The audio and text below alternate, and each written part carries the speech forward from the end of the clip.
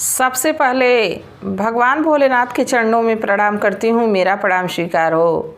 आदिशक्ति माँ भवानी गौरा के चरणों में प्रणाम करती हूँ, मेरा प्रणाम स्वीकार हो। सभी देवी देवताओं के चरणों में प्रणाम करती हूँ, मेरा प्रणाम स्वीकार हो। आप सभी गुरु भाई गुरु बहनों के चरणों में प्रणाम करती हूँ, मेरा प्रणाम स्वीकार हो। गुरु भाई गुरु बहनों, आप लोग हमारी वीडियो को देखते हैं, महादेव की कथा को देखते हैं, इसके लिए बहुत बहुत धन्यवाद।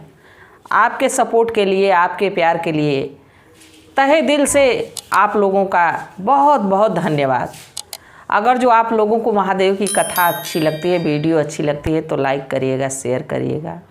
अगर जो आप लोग चैनल पे नए हैं तो सब्सक्राइब कर लीजिएगा, ताकि जो भी वीडियो पड़े, जो भी महादेव की कथा पड़े, वो आप लोगों तक आसानी से पहुंच जाए।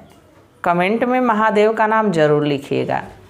महादेव का नाम लिखने से, बोलने से सारे कष्ट दूर हो जाते हैं, सारी परेशानी दूर हो जाती है। तो महादेव का नाम ज़रूर लिखा करिए। आज जो मैं आप लोगों को कथा सुना रही हूँ, एक ऐसी दुखियारी महिला की है, एक ऐसी दुखियारी लड़की की है जो जन्म लेती है तभी से दुख आता है, और दुख तब तक सताता है। शिव शिष्या रहते हुए भी कितना सहती है, कितना सहना पड़ता है। कथा बहुत ही अच्छी है, कथा को अंत तक देखिएगा। कथा के अंत में कुछ गुरु भाई, कुछ गुरु बहन कमेंट किए हैं, मैं उनका नाम शिव गुरु के चरणों में अर्जी लगाऊंगी। आप लोग कथा को पूरा देखा करिए गुरु भाई गुरु बहनों।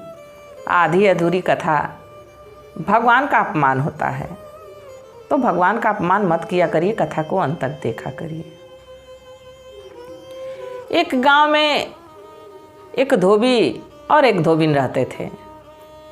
धोबी धोबिन बहुत ही बढ़िया स्वभाव के थे, अपने जजमानों से बड़ा मिलनसार थे, किसी से टूट के बोलते नहीं थे।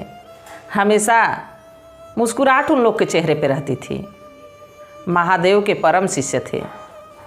देखिए, जाति से नहीं कुछ होता है, जाति छोटी हो या बड़ी हो, भगवान से नेह लग जाए, भगवान से प्रेम हो जाए तो वो भी उतना ही प्रेम करता है महादेव से, वो भी भगवान से उतना ही प्रेम करता है जो एक पंडित पुजारी करते हैं। जाति पाति से कुछ भेदभाव करने से कोई मतलब नहीं है। आप देखते हैं कि भगवान भोलेनाथ के घर में भगवान भोलेनाथ अपने शिष्यों में कभी भेदभाव नहीं करते हैं, तो हम और आप क्यों करें। तो वो गुरु भाई और वो धोबन गुरु बहन दोनों महादेव के शिष्य शिष्या थे। बहुत ही नेक लोग थे। कपड़ा धुलना, इस्त्री करके घर घर पहुंचाना, और वहाँ से जो पैसा रुपया, जो अनाज पानी मिलता, उसी से अपना जीवन बड़ा सुखमय, उन लोग का जीवन हंसी खुशी से कट रहा था। कुछ समय बीता, धीरे धीरे समय बीता, उनको एक कन्या हुई। धोबिन को एक कन्या पैदा हुई। कन्या बड़ी ही सुंदर थी। 2-4 दिन बीता और इसके बाद धोबन का स्वर्गवास हो गया। धोबन मर गई। जब धोबन मर गई, छोटी सी बच्ची को छोड़ के, धोबी बेचारा, देखिए महादेव के शिष्य रहते हुए भी उसको उतना ही दिन लिखा था धरती पे रहना। वो बस उसी कार्य के लिए आई थी। जितना हमारा जो कर्म रहता है उसी हिसाब से हमको जन्म भी मिलता है। और हम कहते हैं ना कि अभी तो बहुत समय है भगवान की पूजा आराधना करने के लिए, पर हमारे पास समय नहीं है। जिस दिन आपको ये ज्ञान हो जाएगा कि हमारे पास समय नहीं है, इसका क्या भरोसा कि कब आत्मा शरीर छोड़ के चली जाए। तो वो गुरु बहिना तो चली गई इस लोक से, छोटी सी बच्ची को छोड़ के। धोबी बेचारे गुरु भैया अकेले बच्ची को लगे पालने। धीरे धीरे समय बीतने लगा, बच्ची को पालने लगे। तो जब वो अकेले हो गए तो लोग, उनके नात रिश्तेदार, उनके पास पड़ोस के लोग बार बार उनको यही समझाते कि आप दूसरी शादी कर लीजिए, दूसरा विवाह कर लीजिए। दूसरी पत्नी आपकी आएगी तो बच्ची को भी संभाल लेगी, घर भी संभाल लेगी। देखिए गुरु भाई गुरु बहनों, एक औरत को बच्चे संभालना, घर संभालना आसानी से संभाल लेगी, पर एक आदमी के लिए बच्चा संभालना, घर संभालना, अपना काम संभालना थोड़ा कठिनाई आ जाती है। तो सारे लोग समझाते रहे, बाकी धोबी शादी करने के लिए तैयार नहीं हो रहा था। बड़ा कहते कहते कहते कहते एक दिन तैयार हुआ कि ठीक है कर लेता हूँ। उसके भी मन में विचार आया कि लोग सही समझा रहे हैं, एक तो लड़की है और मैं पाल पोस रहा हूँ, बाकी थोड़ी बड़ी होगी तो इसकी और समस्या आएगी और परेशानी आएगी, तो हमसे नहीं कह पाएगी, इसको माँ की ज़रूरत है। धोबी मान गया, धोबी विवाह के लिए मान गया। एक अच्छी सी लड़की देख के और उसका विवाह करवा दिया गया। अब उसकी दूसरी पत्नी आ गई। गुरु भाई गुरु बहनों, जिसके कर्म फूटे उसकी माँ मरे। दूसरी माँ आती है तो या तो बहुत अच्छाई कर देती है या तो बहुत बुराई कर देती है।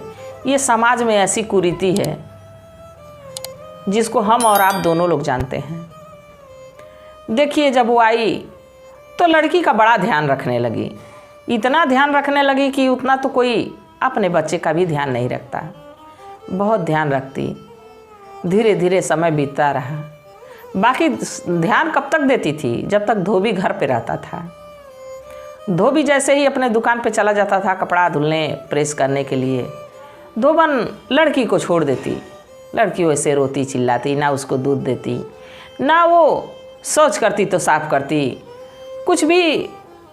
वो लड़की वहीं पे अपना रोती गाती भूख प्यास से, बाकी तो धोबन उसके पास नहीं जाती। सौतेलापन निभाने लगी। धीरे धीरे धीरे धीरे समय बीतने लगा। अब समय के साथ वो लड़की भी धीरे धीरे एक ना एक दिन, गुरु भाई गुरु बहनों, अब समय तो रुकेगा नहीं, समय के साथ वो भी बढ़ती रही। 1-1.5 साल बीता तो उस धोबन को भी एक बच्ची हो गई, अपनी खुद की। उसकी जब बच्ची हो गई तो इस बच्ची पे कम ध्यान देने लगी और उस बच्ची पे खूब ध्यान देने लगी। तो धोबी ये सोचता कि थोड़ी ये बड़ी हो गई है और अभी तो पैदा हुई है, इसलिए उसको ज़्यादा मानती है। बाकी तो गुरु भाई गुरु बहनों, धोबी तो रहता था तब तक तो उस बच्ची को थोड़ा देख भी लेती थी, बाकी धोबी चला जाता था तो उसको एकदम नहीं देखती थी। अब ऐसे ही समय चलता रहा। लड़की जब 6-7 साल की हुई तभी से उससे लगी काम करवाने। पहली पत्नी की जो लड़की थी उससे लगी काम करवाने, घर का सारा काम करवाने लगी। और वहीं अपनी बेटी को खूब बढ़िया से पालती पोसती, खूब बढ़िया भोजन कराती और उसको भोजन में जो आटा चालने से भूसी निकलती थी उसकी रोटी बना के दे देती थी।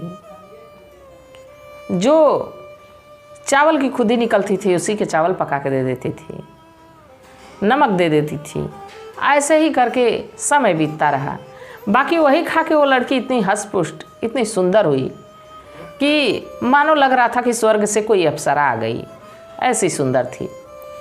आखिर वो एक शिव शिष्या की बेटी थी और वो भी बड़ी होती गई और महादेव के चरणों में उसका झुकाव बढ़ते गया। वो भी महादेव की भक्त बनी। जब थोड़ी सयानी हुई तो धोबी कहा कि इसका विवाह कर देना चाहिए। अब सयानी हो गई है लड़की, इसका विवाह कर देना चाहिए। तो धोबिन कही कि मेरी बेटी का भी होगा, साथ में ही मेरी बेटी का विवाह होगा, इसके लिए भी वर खोजिए। धोबी कहा कि ठीक है। धोबी निकला दोनों के लिए वर खोजने।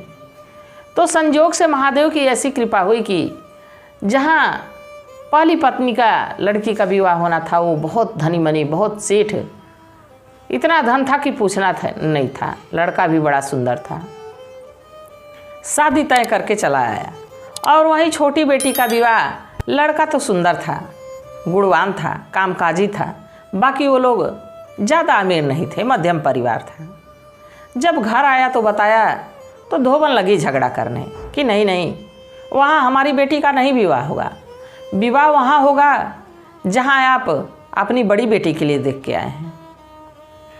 धोबी कहा कि ऐसा नहीं करना चाहिए, तो उसकी किस्मत फूट गई कि उसकी माँ मर गई और मैं उसके लिए रिश्ता देख के आया हूँ, तो उस रिश्ते पे छोटी बेटी का विवाह नहीं हो सकता है, लड़का भी बड़ा है उससे। धोबन नहीं मानी, कहीं नहीं, लाख लड़का बड़ा है, विवाह तो वहीं होगा। अब धोबी की कहाँ चलती, धोबी भी मान गया, कहा ठीक है। बारात आई गुरु भाई गुरु बहनों, लड़कियाँ बदल दी गई।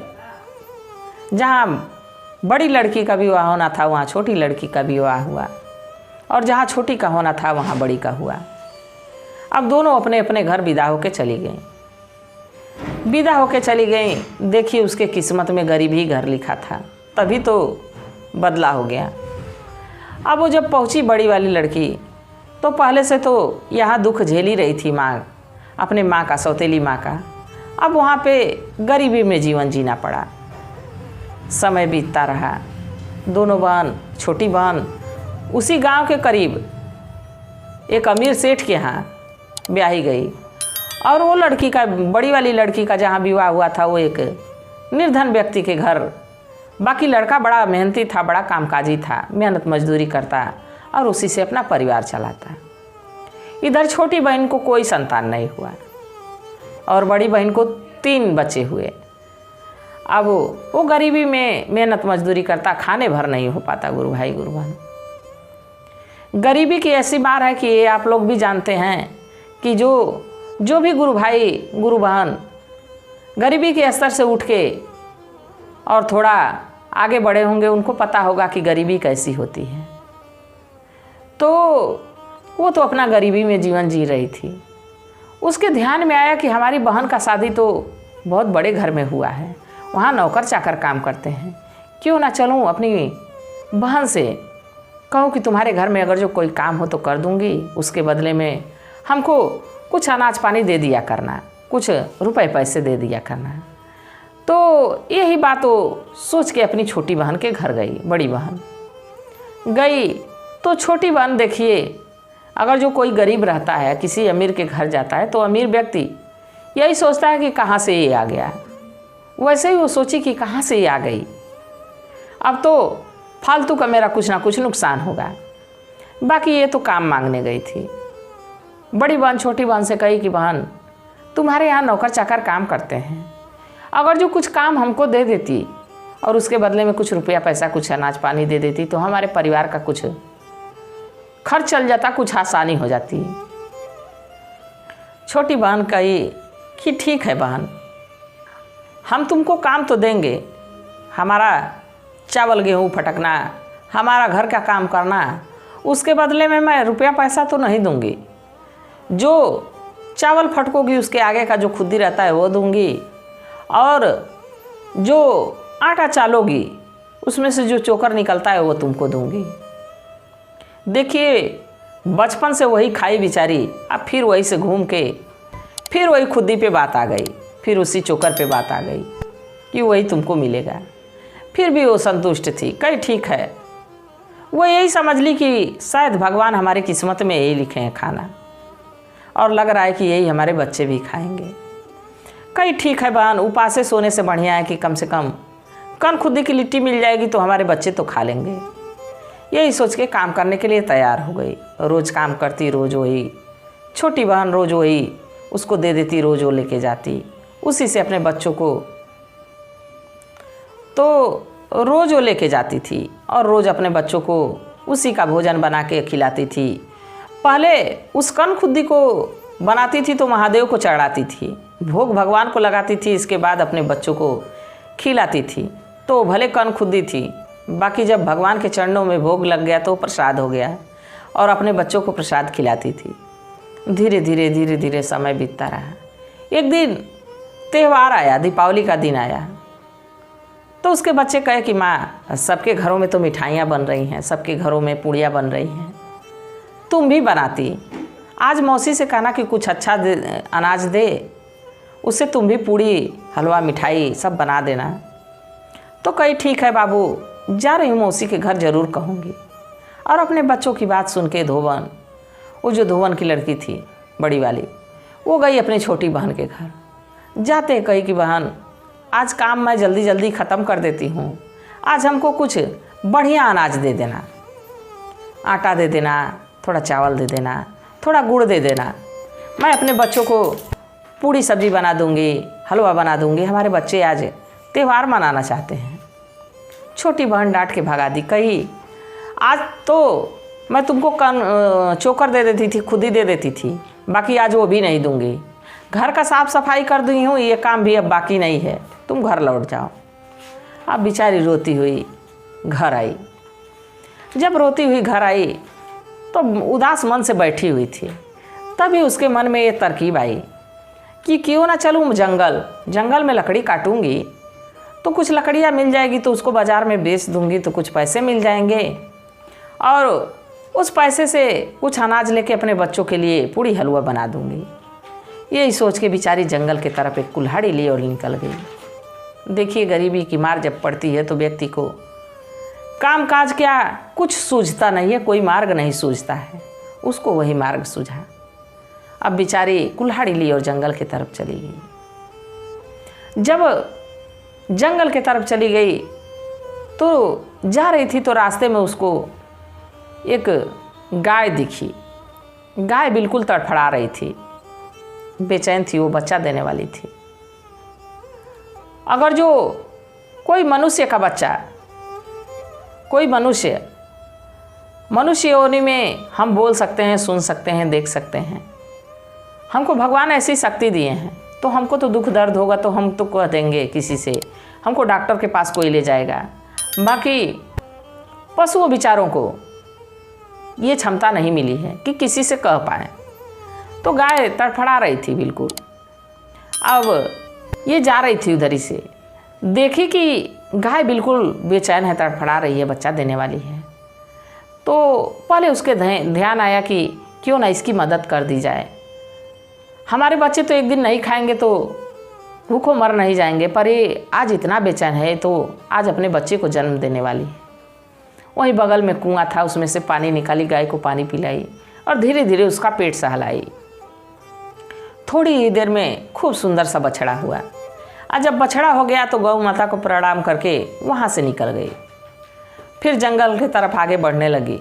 कुछ दूर गई तो देखी कि एक नागिन है। नागिन बिल्कुल उलट पलट रही है, वो अपना केचुल छोड़ने वाली थी। देखिए गुरु भाई गुरु बहनों, जब सर्प अपने केचुल को छोड़ता है तो वो भी बहुत बेचैन हो जाता है, क्योंकि अपनी स्किन को ही छोड़ता है, अपने चमड़ी को ही एक तरह से समझिए कि छोड़ता है, तो उसको बड़ी तकलीफ़ होती है और वो किसी की तकलीफ़ नहीं देख सकती थी। जब देखी कि नागिन बहुत बेचैन है तो बेचारी अब वहीं अपनी कुल्हाड़ी को रख दी और ये नहीं सोची कि सर्प हमको काट लेगा। हम उसके पास जाएंगे, वो केचुल से बेचैन है, हम उसके पास जाएंगे तो वो हमको काट लेगा। निडर होकर उसके पास गई और धीरे धीरे उसके पीठ को सहलाने लगी। थोड़ी देर में सर्प केचुल अपना निकाल दिया। और जब केचुल निकाल दिया तो वो दूसरे तरफ सरक के चला गया। अब वो समझ गई कि ये अब ठीक हो गई है, वहाँ से वो फिर आगे की तरफ चल दी।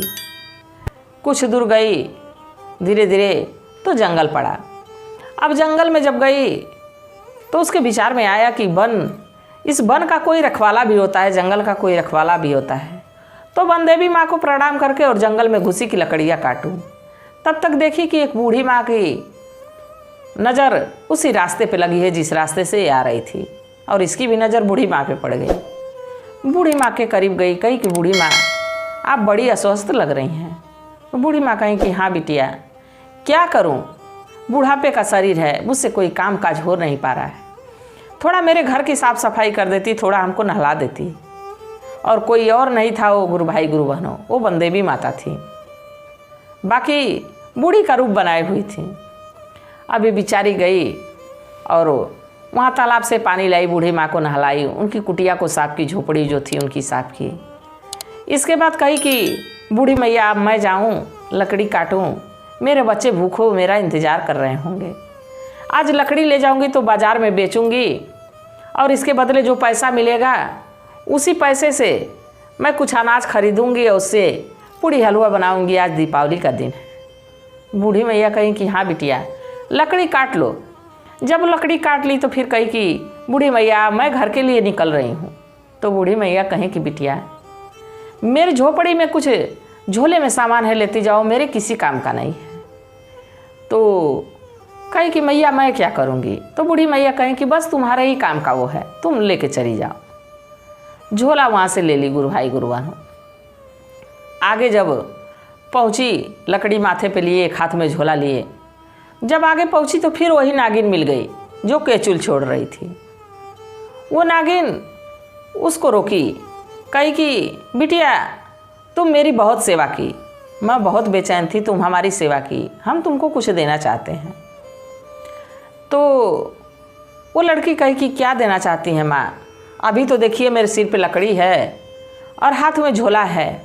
तो कहीं कि ऐसा है कि मैं एक मणि देना चाहती हूँ। मणि ले जाना, अपने घर में कहीं भी रख देना, जहाँ तुम रुपया पैसा रखती होगी वहीं रख देना, तुम्हारे घर में से कभी धन खत्म नहीं होगा।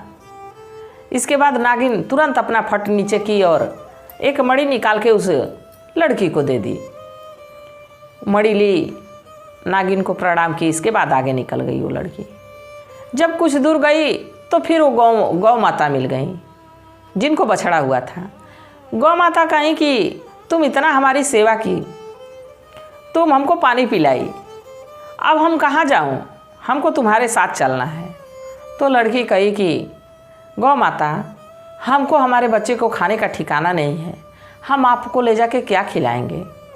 तो गौ माता कही कि हमको छोड़ दिया करना, हम चर लेंगे, इसके बाद शाम को आ जाया करेंगे, हमारे थान से दूध निकालना, तुम्हारे बच्चे भी खाएंगे और कुछ बेचना तो कुछ रुपए पैसे तुम्हारे पास हो जाएंगे। तो गौ माता की ये बात सुन के कही कि ठीक है मैया, अगर जो आपको हमारे साथ ही चलना है तो चलिए।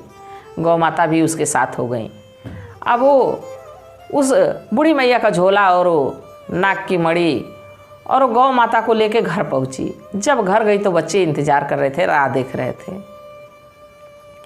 तो झोला रखी, कही कि अब जा रही हूँ, लकड़ी बेच के आऊँगी तो कुछ पैसे लेके आऊँगी तो तुम लोग के लिए पूड़ी हलवा बनाऊँगी। बच्चे बड़ा खुश थे, बड़ा प्रसन्न थे।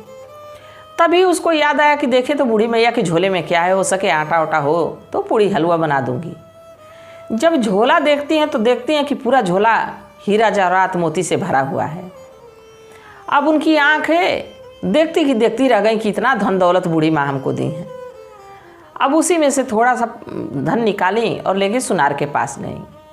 सुनार के पास बेच के कुछ राशन पानी लेके आई और पैसा वापस लेके आई। अपने पति से कहीं कि इससे घर द्वार बनवा दीजिए। धीरे धीरे उन लोग का अब समय बदलने लगा। उस दिन का त्यौहार बहुत अच्छा हुआ। अब वो अपनी बहन के घर काम नहीं करने जाने लगी।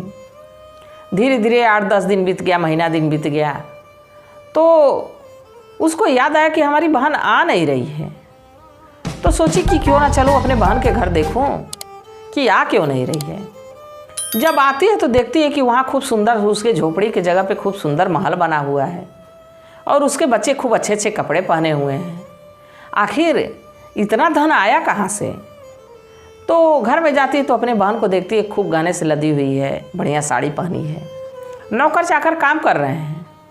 तो छोटी बहन बड़ी बहन से कहती है कि अरे तुम मेरे घर काम करने नहीं आती हो, क्या बात है। तो बड़ी बहन कही कि हाँ बहन, अब हमारा काम चल जा रहा है, अब हम तुम्हारे यहाँ काम नहीं करने आ पाएंगे। तो छोटी बहन कही कि सब धन मेरा चुरा के और लेके चली आई हो, इसलिए मेरे घर काम करने नहीं जाती हो। तो बड़ी बहन कही कि नहीं नहीं बहन, मैं तुम्हारा धन नहीं लाई हूँ, तुम तो हमको डांट के भगा दी थी। मैं आई और मैं जंगल के लिए निकल गई। जंगल जा रही थी तो गौ माता हमको मिली।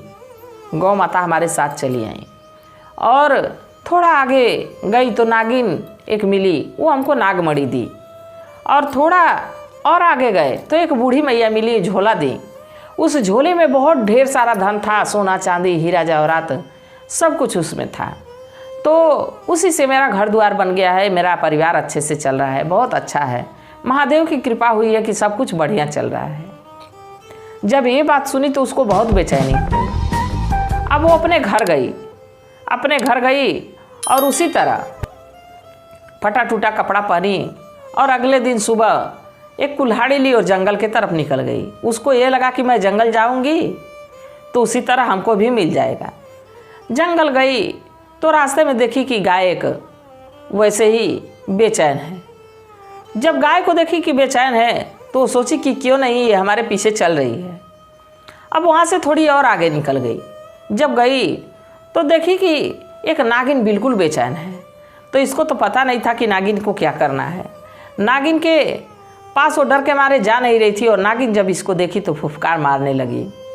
जब नागिन फुफकार मारने लगी तो ये दौड़ने लगी और दौड़ते दौड़ते जंगल में जा पहुंची। जंगल में गई तो देखी कि एक बूढ़ी मैया बैठी हैं। बूढ़ी मैया के समीप गई और कही कि बूढ़ी मैया मैं लकड़ी काटने आई हूँ। तो बूढ़ी मैया कही कि ठीक है बिटिया लकड़ी काट लो। अब खूब एक बोझा लकड़ी काटी। इसके बाद बूढ़ी मैया से कही कि बूढ़ी मैया मैं जा रही हूँ। बूढ़ी मैया कहें कि ठीक है बिटिया जाओ। तो वो कही कि ऐसा है कि आप हमको कुछ सामान नहीं देंगी, कोई झोला नहीं देंगी। तो बूढ़ी मैया तुरंत डंडा उठाई और दौड़ाने लगी। कहीं कि तुम्हारे पास धन दौलत है और तुम हमसे झोला मांग रही हो। मैं तुम्हारी बहन को तो इसलिए झोला दी थी कि वो गरीबी में जीवन जी रही है, वो अपने बच्चों को लेकर परेशान है, और तुम्हारे यहाँ काम करने जाती थी तो तुम उसको बढ़िया अनाज तक नहीं देती थी, तुम उसको कनखुदी दे दिया करती थी, चोकर दे दिया करती थी, इसीलिए मैं उसको धन दौलत दी हूँ। तुम्हारे पास सब कुछ रहते हुए तुम मांगने आई हो, जाओ तुम्हारा धन नष्ट हो जाएगा, सब नुकसान हो जाएगा। अब बूढ़ी मैया डंडा लेके दौड़ाने लगी भागते भागते। जब घर पहुंची तो देखी कि उसका पति बीमार है। अब जब गई घर तो पति बीमार। अब इसको देख के बेचैन हो गई। अब गई बड़े से बड़े वैद्य को बुलाती, डॉक्टर को बुलाती, बाकी उसका पति ठीक नहीं हो रहा था। अब उसी चक्कर में सारा धन धीरे धीरे धीरे धीरे ख़त्म होने लगा, सब बर्बाद हो गया।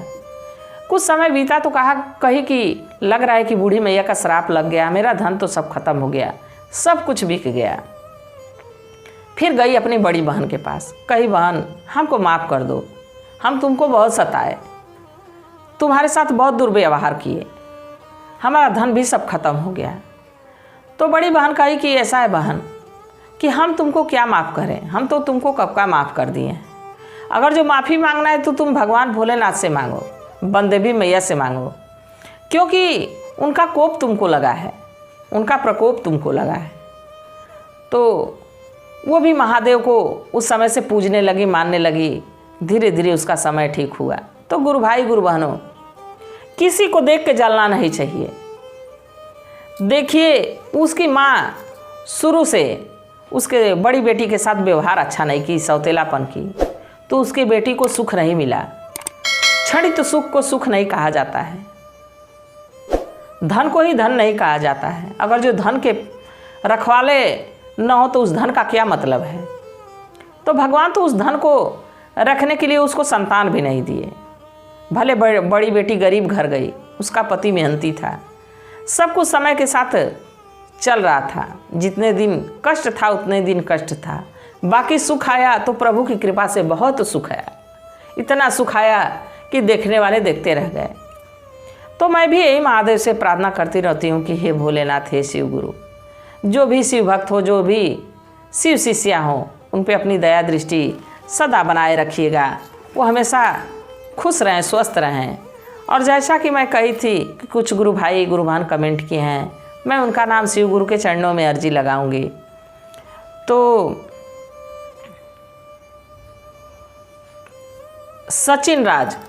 सचिन गुरु भैया, बहुत बहुत धन्यवाद कमेंट करने के लिए।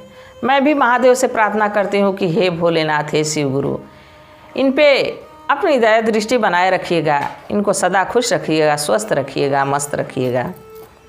और मीना सिन्हा, मीना गुरुबाना, बहुत बहुत धन्यवाद। मैं महादेव से प्रार्थना करती हूँ कि हे भोलेनाथ, हे शिव गुरु, जो भी इन पे कष्ट हो, जो भी परेशानी हो, उसको दूर करिए और इनको सदा खुश रखिए, स्वस्थ रखिए, मस्त रखिए। और पीयूष खन्ना, पीयूष जी, बहुत बहुत धन्यवाद। आप हमारी सभी कहानियों को देखते हैं, इसके लिए बहुत बहुत धन्यवाद। मैं महादेव से प्रार्थना करती हूँ कि हे भोलेनाथ, हे शिव गुरु, इन पे अपनी दया दृष्टि बनाए रखिएगा, सदा अपना आशीर्वाद बनाए रखिएगा। और यादव गेमर, यादव गुरु भैया, बहुत बहुत धन्यवाद। प्लीज़ अपना नाम कमेंट किया करिए। मैं महादेव से प्रार्थना करती हूँ कि इन पे, इनके पूरे परिवार पे अपनी दया दृष्टि बनाए रखें, सदा इनको खुश रखें, स्वस्थ रखें, मस्त रखें। और शिवम कुमार, शिवम गुरु भैया, बहुत बहुत धन्यवाद। मैं महादेव से प्रार्थना करती हूँ कि हे भोलेनाथ, हे शिव गुरु, जो भी कष्ट हो, जो भी परेशानी हो, उसको दूर करिए और इन पे सदा खुशियों की वर्षा करिए। सदा जहाँ रहें वहाँ स्वस्थ रहें, मस्त रहें, खुश रहें। इसी कामना के साथ हर हर महादेव।